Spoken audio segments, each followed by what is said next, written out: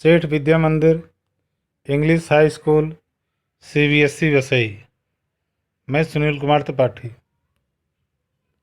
प्रिय छात्रों, आज हम कक्षा 8 विषय हिंदी पाठ 11 वाक्य विचार के अंतर्गत भाग 1 का अध्ययन और अध्यापन करने चल रहे हैं। वाक्य विचार। बच्चों, हम अपनी बात को प्रकट करने के लिए हमें वाक्य की ज़रूरत पड़ती है। हमें अपनी बात को प्रकट करने के लिए वाक्य की ज़रूरत पड़ती है और भाषा में वाक्य का सबसे महत्वपूर्ण स्थान है। तो आइए हम देखते हैं कि वाक्य कहते किसे हैं। शब्दों का वह सार्थक समूह जिससे किसी भाव अथवा विचार को पूर्णतः प्रकट किया जा सके, वाक्य कहलाता है। चित्रों के माध्यम से देखो तो बेटी और बाप, ये दोनों अपने विचारों को एक दूसरों के सामने वाक्य के जरिए प्रकट करते हुए नजर आ रहे हैं। वाक्य के अंग। वाक्य के अंग कितने हैं, ये आपके सामने है कि वाक्य के निम्नलिखित 2 अंग हैं, उद्देश्य और विधेय। उद्देश्य किसे कहते हैं? वाक्य के जिस अंश में उस प्राणी या वस्तु की ओर संकेत हो जिसके बारे में वाक्य में कुछ कहा जाए, वह उद्देश्य कहलाता है। जैसे सुविधि दफ्तर जा रही है, मोहनीश सब्जी लेने जा रहा है। इन वाक्यों में सुविधि और मोहनीश के बारे में बात की जा रही है, इसलिए ये दोनों शब्द उद्देश्य हैं। अर्थात एक तरह से हम यह भी कह सकते हैं कि कर्ता को उद्देश्य कहते हैं और कर्ता के अलावा जो कुछ भी शेष बचता है वह विधेय कहलाता है। आइए देखते हैं चित्रों के माध्यम से। थके हुए बच्चे नानी से कहानी सुनकर जल्दी ही सो गए। तो थके हुए बच्चे यहाँ उद्देश्य है और नानी से कहानी सुनकर जल्दी ही सो गए, ये विधेय है।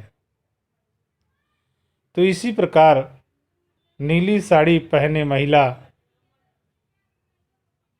युवक के साथ गाड़ी में जा रही है। महेंद्र की बहन सुषमा मेरी माँ से हिंदी पढ़ती है। तो इन वाक्यों से स्पष्ट है कि वाक्य में उद्देश्य और विधेय का होना बहुत जरूरी है, पर कभी कभी एक एक शब्द का भी वाक्य होता है। ध्यान दीजिए। श्रेया खेलोगी,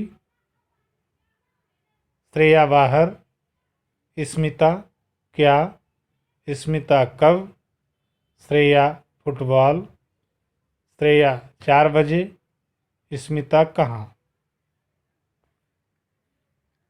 आगे चलते हैं बच्चों। यह भी मालूम होता है कि वाक्य का कर्ता उद्देश्य होता है। जैसा कि मैंने पहले कहा कि कर्ता उद्देश्य होता है और कभी उद्देश्य एक शब्द का होता है तो कभी एक से अधिक शब्दों का। वह सभी शब्द जो कर्ता के साथ जुड़े होते हैं वह भी उद्देश्य ही होते हैं। जैसे सुरेश कोई काम नहीं करता, तो सुरेश उद्देश्य हो गया और विधेय कोई काम नहीं करता। आलसी सुरेश कोई काम नहीं करता, महिमा का भाई सुरेश कोई काम नहीं करता। तो आप लोगों ने देखा कि उद्देश्य और विधेय क्या है? विधेय, विधेय किसे कहते हैं? वाक्य में उद्देश्य के बारे में जो कुछ भी कहा जाता है वह विधेय में आता है। जैसे सोमेश खेलता है, मोनिका पुस्तक पढ़ती है। इन वाक्यों में खेलता है तथा पुस्तक पढ़ती है वाक्य के विधेय। इन वाक्यों के आधार पर हम यह भी कह सकते हैं कि वाक्य का कर्म तथा क्रिया विधेय होता है।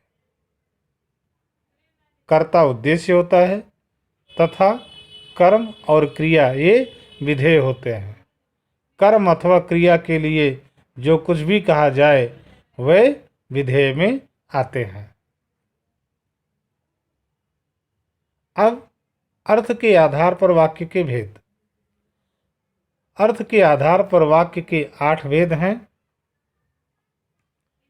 पहला है विधानवाचक वाक्य। जिन वाक्यों से किसी काम के करने या होने का सामान्य रूप से ज्ञान होता है उसे विधानवाचक वाक्य कहते हैं। जैसे धरती गोल है, शीला पुस्तक पढ़ती है, मैं अमेरिका जा रहा हूं। तो यह विधानवाचक वाक्य है क्योंकि यहाँ किसी के काम करने या होने का सामान्य रूप से ज्ञान प्राप्त हो रहा है। दूसरा है नकारात्मक वाक्य। इनको निषेधात्मक वाक्य भी कहते हैं। इन वाक्यों में कथन का निषेध किया जाता है। जैसे सोमेश आज विद्यालय नहीं गया, कृपया इधर मत बैठिए। तो नहीं और मत ये निषेधात्मक वाक्य हैं, नकारात्मक वाक्य हैं, नहीं का बोध करा रहे हैं। अगला है आज्ञार्थक वाक्य। जिन वाक्यों में आज्ञा, प्रार्थना, उपदेश, अनुमति आदि का भाव प्रकट हो उसे हम आज्ञार्थक वाक्य कहते हैं। जैसे जाओ बाजार से सब्जी लाओ, कल तक जरूर आ जाना। तो यहाँ पर आज्ञा दी जा रही है। इसके बाद चौथा है प्रश्नवाचक वाक्य। जो वाक्य प्रश्न पूछने के लिए प्रयोग किए जाते हैं, अर्थात किसी भी प्रकार के प्रश्न का बोध कराने वाले वाक्य प्रश्नवाचक वाक्य कहलाते हैं। जैसे क्या तुम परीक्षा में प्रथम आए हो? तुम्हारा क्रिकेट मैच कब होगा? तो यहाँ पर प्रश्न किया जा रहा है, तो इसलिए प्रश्नवाचक वाक्य हुआ। अगला है पांचवा इच्छावाचक वाक्य। ये वह वाक्य हैं जिनमें वक्ता अपने लिए अथवा किसी दूसरे के लिए इच्छा प्रकट करता है। जैसे भगवान तुम्हारा भला करे, तुम कक्षा में प्रथम आओ। तो यहाँ इच्छा प्रकट की जा रही है। अगला है संदेहवाचक वाक्य। इन वाक्यों में वक्ता संदेह के भाव प्रकट करता है। इन वाक्यों में वक्ता संदेह के भाव को प्रकट करता है। जैसे शायद इस वर्ष खेती अच्छी हो सकता है तुम इस बार प्रथम आ जाओ। तो यहाँ संदेह व्यक्त किया जा रहा है, शायद खेती अच्छी हो और शायद तुम प्रथम आ जाओ। अगला है विस्मयादि बोधक वाक्य। जिन वाक्यों से हर्ष, विस्मय, शोक आदि के भाव प्रकट हों उसे विस्मयादि बोधक वाक्य कहते हैं। जैसे वाह कितना अच्छा मौसम है, हाय मैं लुट गया। अगला है आठवां संकेतवाचक वाक्य। वह वाक्य जहां किसी न किसी शर्त पूर्ति की ओर संकेत किया गया हो। वह वाक्य जहां किसी न किसी रूप में शर्त पूर्ति की ओर संकेत किया गया हो उसे संदेहवाचक, संकेतवाचक वाक्य कहते हैं। जैसे यदि तुम पढ़ोगे तो अवश्य सफल होगे। अगर सत्य बोला होता तो इस मुसीबत में ना पड़ते। तो यहाँ संकेत किया जा रहा है, यहाँ संकेत किया जा रहा है कि अगर तुम पढ़ते तो अवश्य सफल होते, अगर सत्य बोला होता तो मुसीबत में ना पड़ते। यहाँ इंडिकेट किया जा रहा है, यहाँ आपको आगाह किया जा रहा है, यहाँ आपको संकेत किया जा रहा है, इसलिए यह संकेत वाचक वाक्य है। तो इस तरह से बच्चों हमारा आज का ये भाग यहीं पर संपूर्ण हुआ। धन्यवाद।